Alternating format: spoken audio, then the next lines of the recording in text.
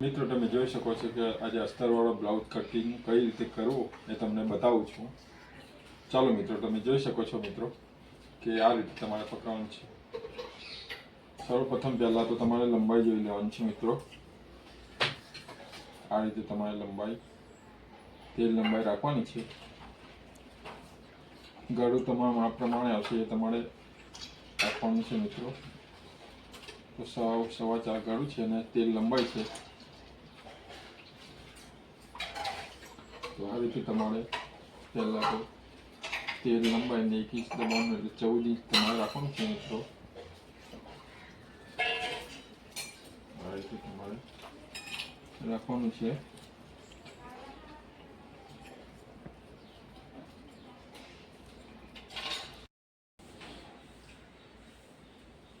ચાલો મિત્રો, આપણે બ્લાઉઝનું કટિંગ કરવાનું છે.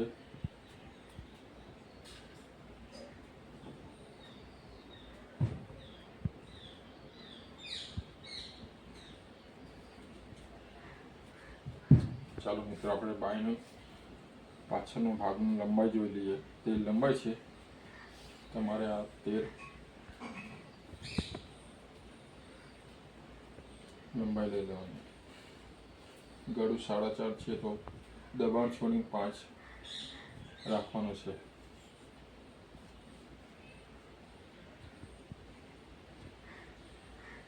ગળું તમારા માપ પ્રમાણે આવશે.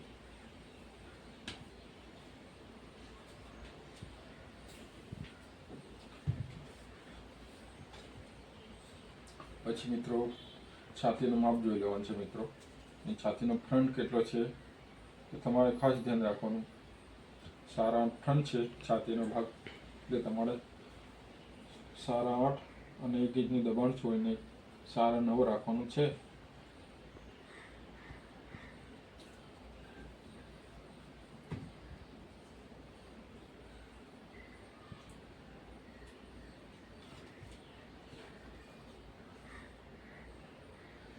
અહીં આ રીતે તમારે ઊભી લીટી દોરી દેવાની. તમે જોઈ શકો મિત્રો, આ રીતે તમારે પાછળનો ભાગનું કટિંગ કરવાનું છે.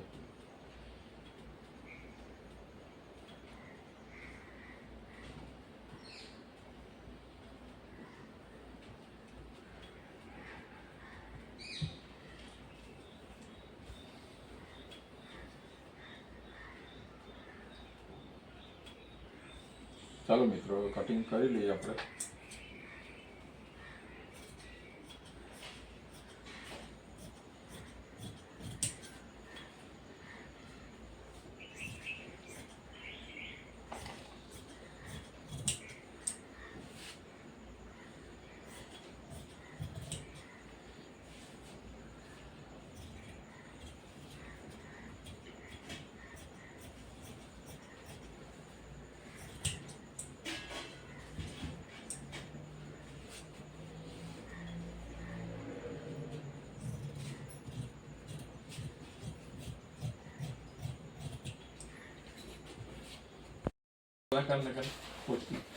મિત્રો તમે જોઈ શકો છો કે આ રીતે પાછળનો ભાગનું કટિંગ થઈ ગયું છે. હવે કટોરીનો બાજુનો ભાગનું કટિંગ કરવાનું છે. તો મિત્રો ચાલો આપણે આ કટોરીનો બાજુનો ભાગનું કટિંગ કરીએ.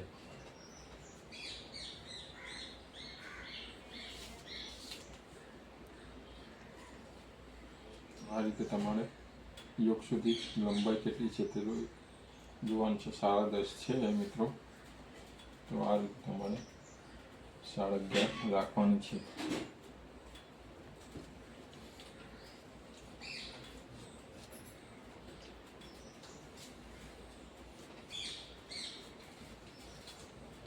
શોલ્ડર પ્રમાણે રાખવાનું છે મિત્રો. 3 ઇંચનો શોલ્ડર છે.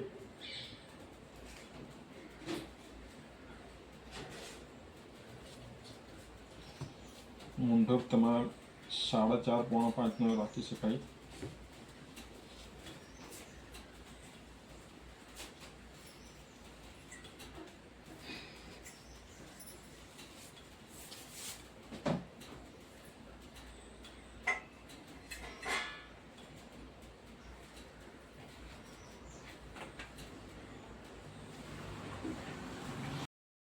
તો મિત્રો તમે જોઈ શકો છો કે કટોરીનો બાજુનો ભાગનું આપણે કટિંગ કરવાનું છે. તમારે જોઈ લેવાનું કટોરીનો ભાગ કેટલો છે. આગળથી આ રીતે તમારે માપ લઈ લેવાનું, જેથી કરીને તમારે કટિંગમાં સરળતા રહે. દબાણ છોઈને 4.5નું કરી દેવાનું. આ ગળું છે ઉપરનું ભાગનું, આ રીતે તમારે કટિંગ કરવાનું છે.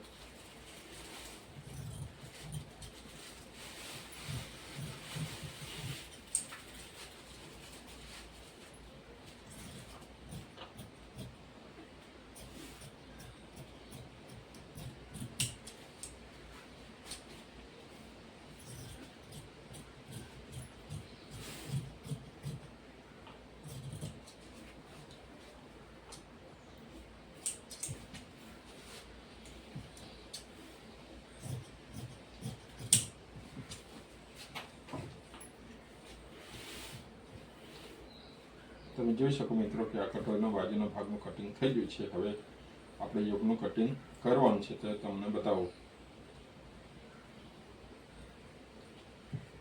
આ રીતે તમારે મૂકીને જોઈ લેવાનું છે.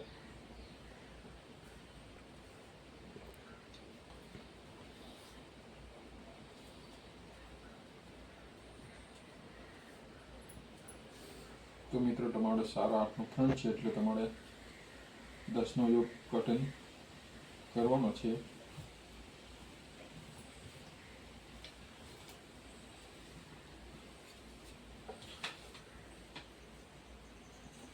આ રીતે તમારે ઊંચાઈવાળા ભાગને થોડો શેપ આપવાનો છે.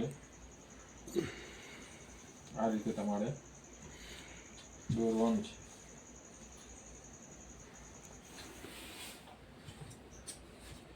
ચાલો મિત્રો કટિંગ કરી લઈએ. યોગનું કટિંગ આ રીતે તમારે કરવાનું છે.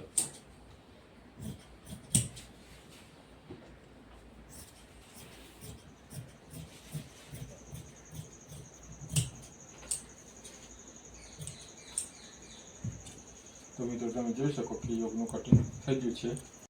તો મિત્રો તમે જોઈ શકો કટોરીને આ રીતે તમારે માપવાની છે. આ રીતે તમારે 7ની કટોરી છે.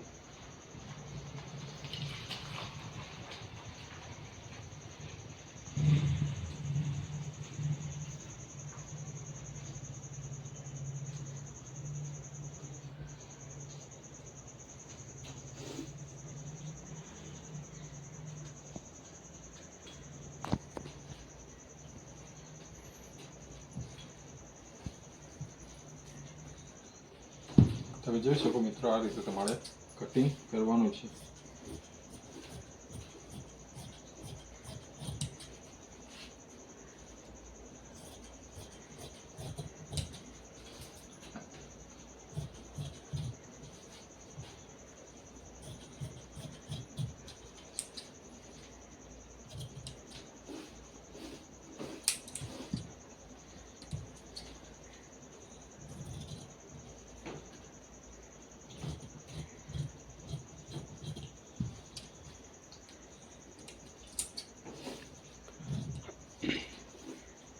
મિત્રો તમે જોઈ શકો છો કે કટોરીનું કટિંગ એકદમ ક્લિયર કટિંગ થઈ ગયું છે.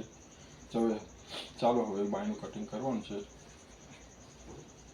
તમારે આ રીતે ગળીને ગોઠવવાની છે. આ રીતે ડબલ પડમાં ગોઠવવાની છે. તો મિત્રો તમે જોઈ શકો છો કે આ રીતે તમારે બાયનું લંબાઈ જોઈ લેવાની છે.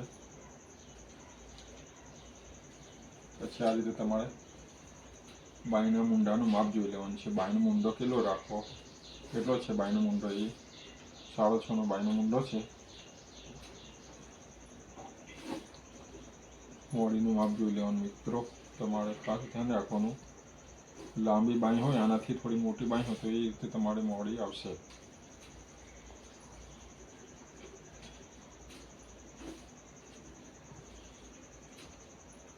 લંબાઈ છે એટલે 7 આપણે 7 રાખવાની છે.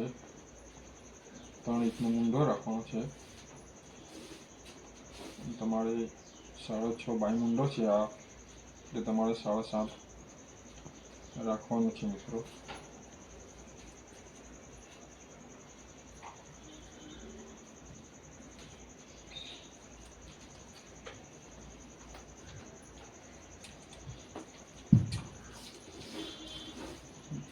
તમે જોઈ શકો મિત્રો કે 6 લંબાઈ છે એટલે 7 ઇંચ મેં 1 ઇંચ ડબ્બાનું કાઢ્યું છે. હવે કટિંગ કરવાનું છે મિત્રો. આ રીતે તમારે બાંયની લંબાઈ કટિંગ આ રીતે કરવાનું છે.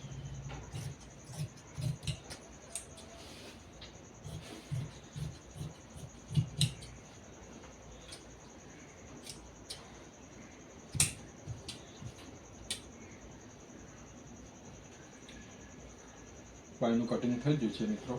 હવે તમારે આ રીતે તમારે આગળના ભાગમાં થોડો શેપ આપવાનો છે, થોડો ખાડાવાળો ભાગ આ રીતે તમારે કટિંગ કરવાનું છે.